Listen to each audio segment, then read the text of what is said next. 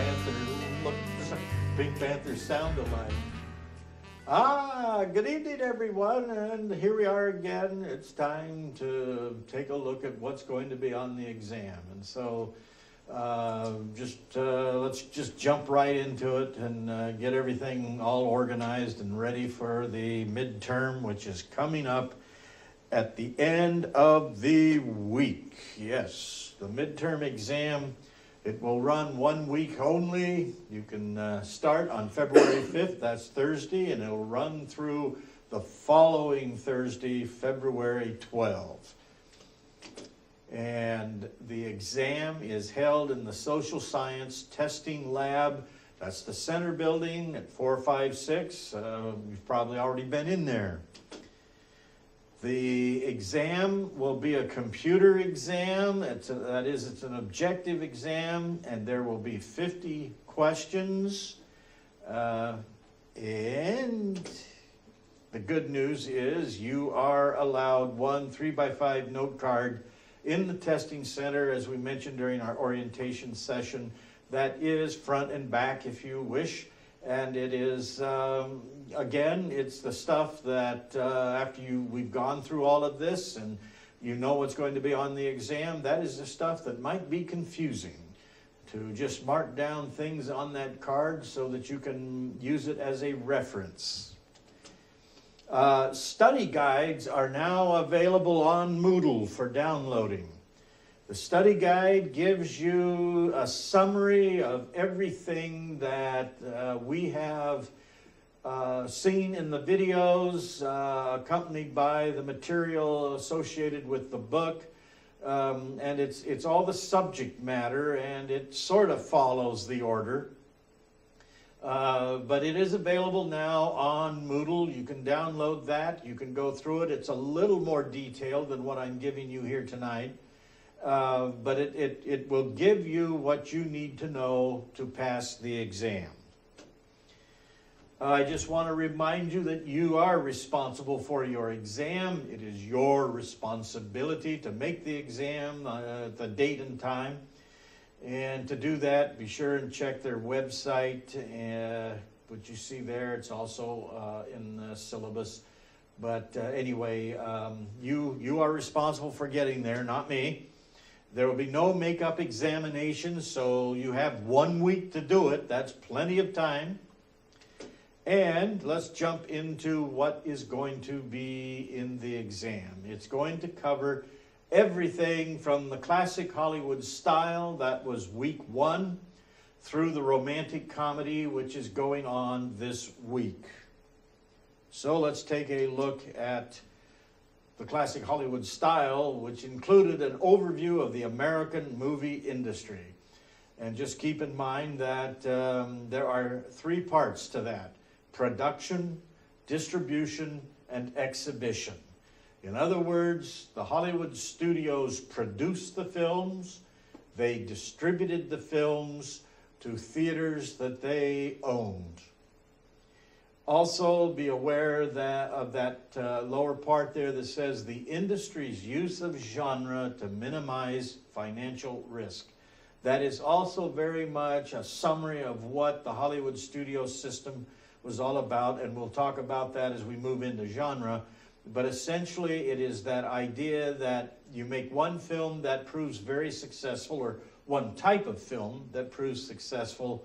You continue to make similar films in order to minimize your financial risk. A perfect example of that is, it doesn't take much to see that, but when Star Wars came out in 77,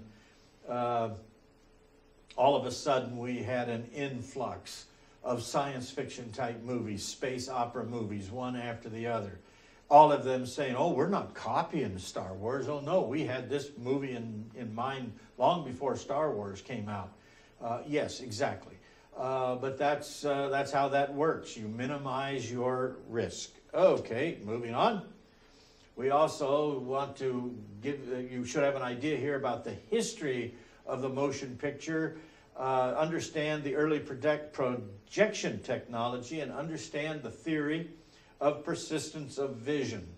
that 24, as we have today with sound films, 24 frames per second go through the film gate, and it creates for us the illusion of motion. All right, also understand the key innovations and the individuals associated with them. Certainly understand what the kinetoscope was. You have to understand, you have to know Edison and Dixon, two of the pioneers in the creation of motion picture technology. Have a good understanding of the Nickelodeon era, which was essentially just a storefront where you could put down your nickel and see an exhibition, which was on film. Understand the Motion Picture Patents Company, and we'll talk about that in a little bit, which was Edison's company to protect his investment. And eventually, when the movies become so popular, we create movie palaces, huge places that will seat thousands to see these, that they used to say, the dream images in the darkened theater. Okay, the classical narrative style is also significant. It's the ways in which cinematic stories are told. And essentially there are 5 things that you should have a good understanding of about how the movies are told in a cinematic way. The first one there is equilibrium and disruption. And as the book states, it's essentially this: an initial state of affairs is introduced after which something occurs to disturb this equilibrium. This is essentially what it says. It's pretty simple, actually. And as you can think, at any movie that you've seen, for the most part, we will begin with a state of affairs that is pretty much in balance. Everything works. But something happens to upset that balance. So, and then following that, the subsequent events attempt to restore the original status quo. But this is repeatedly frustrated, and order is recovered only at the end of the film. So again, that equilibrium is disrupted, it is disturbed, it is upended, it is turned upside down, and there are the events that follow that create our narrative is to restore that order. But it's always frustrated, and there are small frustrations that eventually lead to one giant frustration that is finally overcome. That is what we call the climax. And then at the end of the film, order is restored. So that's essentially how that one works. Also, cinematic stories are told through problem solving. And what is problem solving? Again, according to the book, over the course of the narrative, characters struggle to achieve their goals or solve their problems. So during this time of disruption and upending, the characters struggle to achieve a goal which would bring equilibrium back. And often it is simply, as in mystery stories, detective stories, it is to solve a problem. The characters overcome those who stand in their way. They triumph over adverse circumstances and or transcend their own limitations. Again, I think that's easy to see. Think back on practically any Hollywood movie you have ever seen, and you know that the hero is trying to solve a problem, and often, in many cases, that problem is, yes, there is a villain in the way. I have to overcome the villain. But part of that also is an unnamed problem that our hero faces, which is usually something within himself that he has to overcome. And of course, then he moves on, he triumphs over those adverse circumstances, and eventually at the end, he not only comes to grips with he comes to grips with himself that results in bringing that equilibrium back. All right, moving on. The temporal and spatial limits that we have in all movies, those are easy to understand, again, according to our book. The temporal dimension is a specific deadline has to be met, or a certain task has to be completed by a definite time. Temporal referring to time. There is something that must be done within a certain time period. As in the movie DOA, the main character has been poisoned, and he must solve the crime, which is his murder, but it has to be done before he dies. So he has a certain amount of time to get it done. The other one is spatial. Obviously, that deals with space, and that is characters moving toward precise destinations or geographical goals. The spatial dimension involves characters moving towards destinations which could be even moral destinations, or they actually have to overcome a geographical adversary, which is nature in many respects, such as stories of great journeys like the Oregon Trail, a movie that was made to celebrate Oregon's anniversary in 1959. The whole movie is simply about getting from Independence, Missouri to Oregon, and all of the problems that they encounter in a geographical sense. Okay. And then what I just mentioned, journey. Journey is important. It is a mythic journey. In the narrative, the characters move not only spatially, that is, they are moving in space, but they realize other non-spatial goals as well. Making deadlines, solving mysteries, falling in love, discovering new worlds, and coming to terms with themselves and or their fellow travelers. In many character studies, the journey is a journey from within. It is a journey in which a character moves from this person to the next person. That is, he overcomes all of his limitations. He overcomes things that he's been carrying with him for years, and by the end of the movie, he is a changed person. It is also, as our video series points out, the audience's journey. We are literally in the golden age, back when movies were movies. We are going to the movies. We actually leave the house and go to a movie theater. What we see on the screen is what we are doing at that very moment. That is, we are looking for goals. We are participating in deadlines, and we are undertaking journeys. What it means is that it's a vicarious experience. This involves us. It works on us psychologically, and we relate to a character who has come across his own limitations, and we go, oh yes, like me, I have my own limitations as well. And by the time that movie is over, we have also journeyed with him, that perhaps we recognize something about ourselves. That's what makes for a good movie. Okay, and then finally there is that discussion about good old Aristotle and his unities. Segmentation is a process of structural analysis that breaks the film down into its basic narrative units. Now jump to the dramatic unities of Aristotle. Action, time, and space. But most films, as our series pointed out, most films violate the traditional unities and lend themselves to segmentation. Now, segmentation, which breaks the film down into its basic narrative units, is something that is a process of making motion pictures.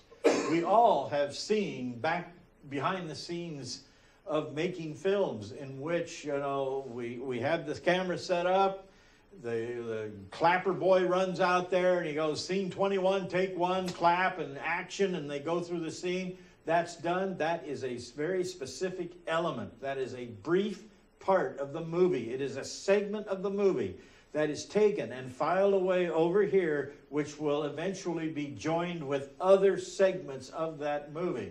So when you think of segmentation, you think essentially about the making of a movie. Okay, moving on. The classical film style.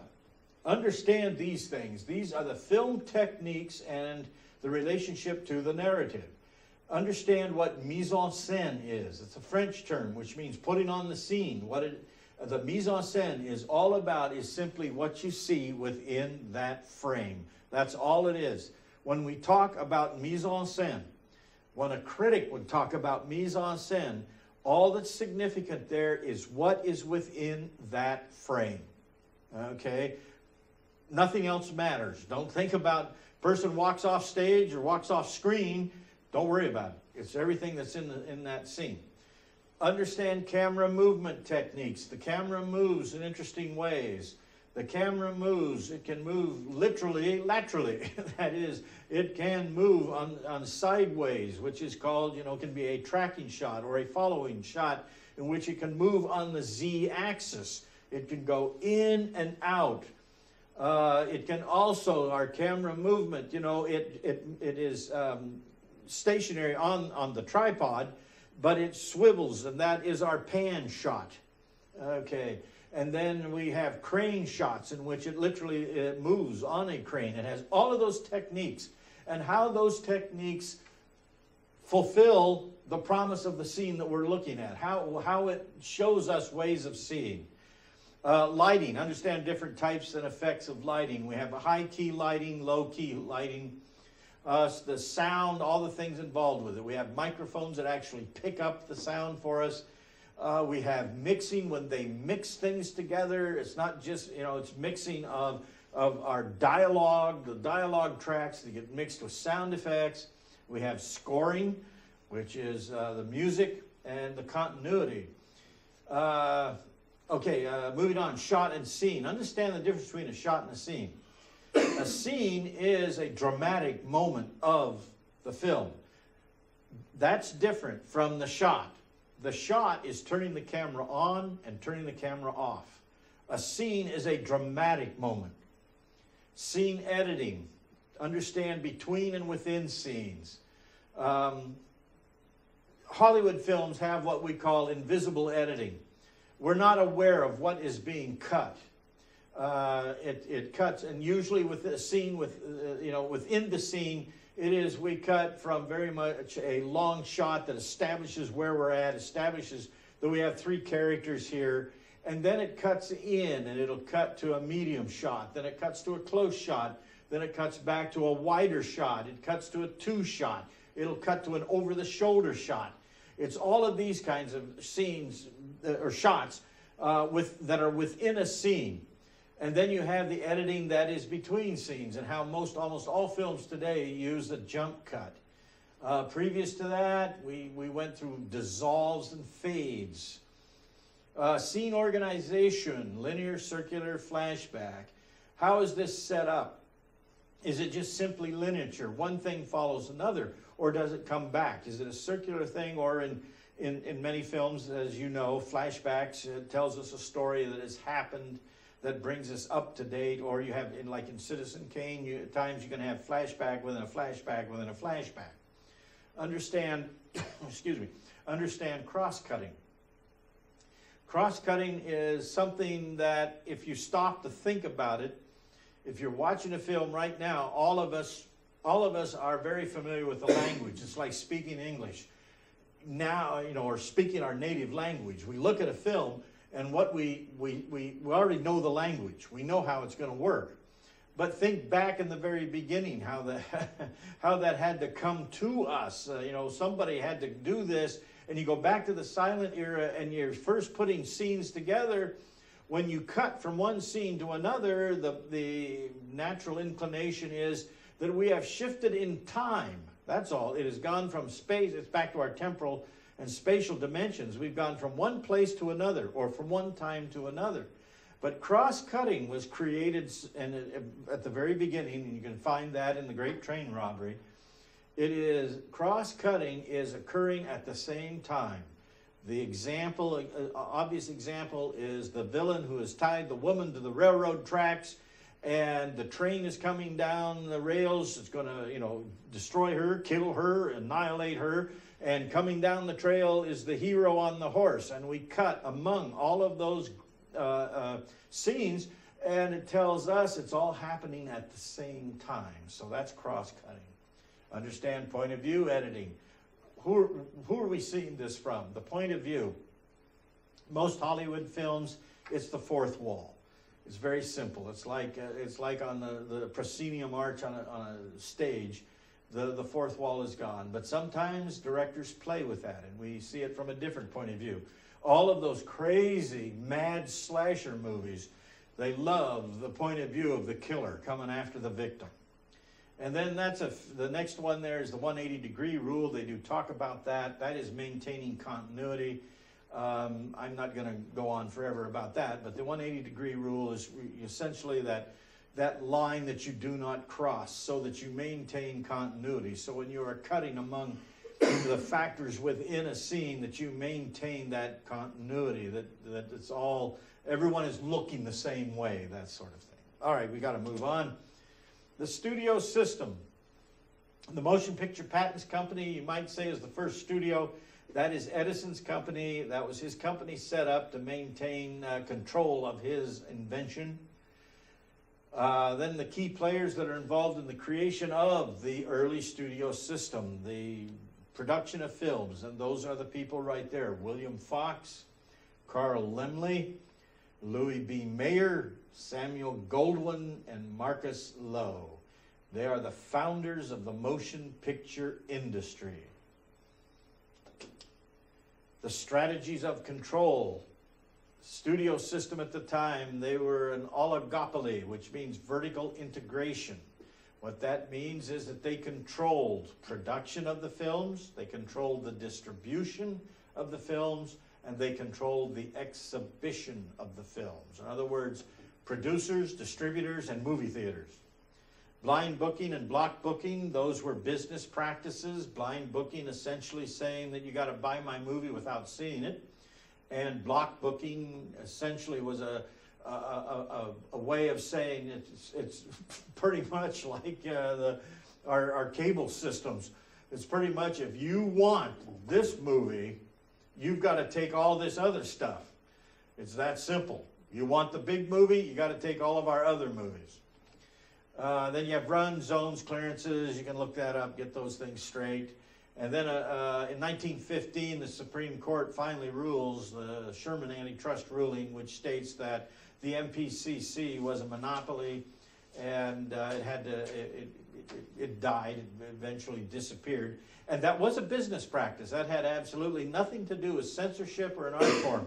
The early Supreme Court rulings about movies in that early era, in the silent era, was that movies, they were not an art form at all, they were a business. And so everything was handled by trusts and things like that. And the studio system, there were 5 major studios that dominated everything, and they had their own theaters. That was Paramount Pictures and Lowe's Incorporated, which was the theater chain, which owned Metro-Goldwyn-Mayer. Then you had William Fox, who merged with Zanuck's 20th Century Pictures to form 20th Century Fox. They also had Fox Theaters. You had the Warner Brothers, and then who had First National Theaters all over the place. And then you had RKO Radio Pictures. And the RKO stands for the Radio Keith Orpheum Vaudeville Circuit. So when Radio Pictures was started, they needed theaters, just like the big boys. So they merged in with RKO, the Radio Keith Orpheum, and so they had their own theaters to distribute their pictures. But there were also 3 minor studios who at that time did not own theaters and worked with independents, but still were at the mercy of all the major theater chains. So that was Universal, Columbia, and United Artists. Eventually, United Artists got big enough to have its own United Artists chain. And low-budget filmmakers, what were known as Poverty Row. These are the Republic, Monogram, Grand National, PRC, Eagle Lion, Allied Artists, and American International. These were the very low-budget films. What is significant about a lot of these is they were very creative in what they had to do. They didn't have the money, so they had to be creative.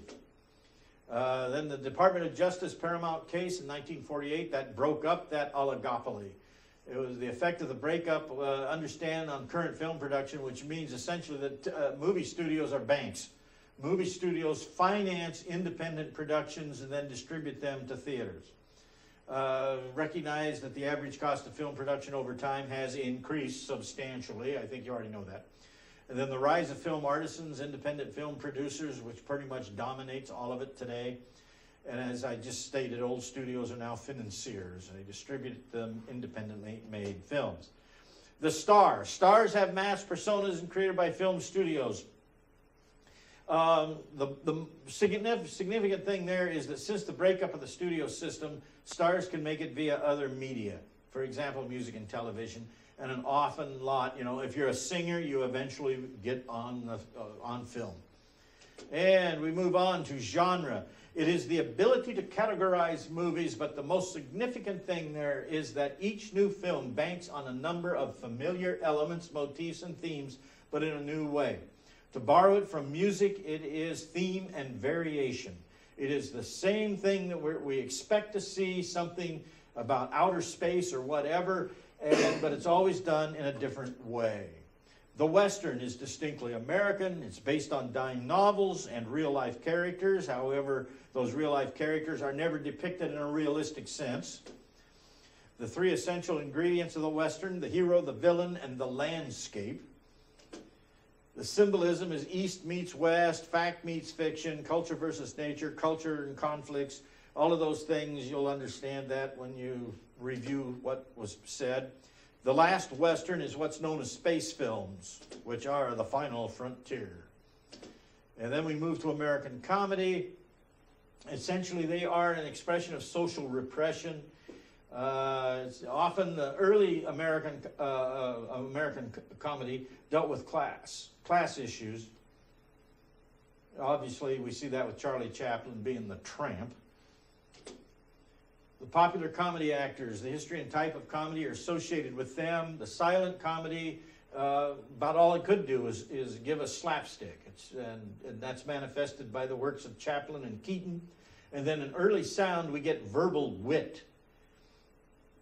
And that is best expressed by Laurel and Hardy and the Marx Brothers. The romantic screwball comedy is a hybrid of romantic and slapstick.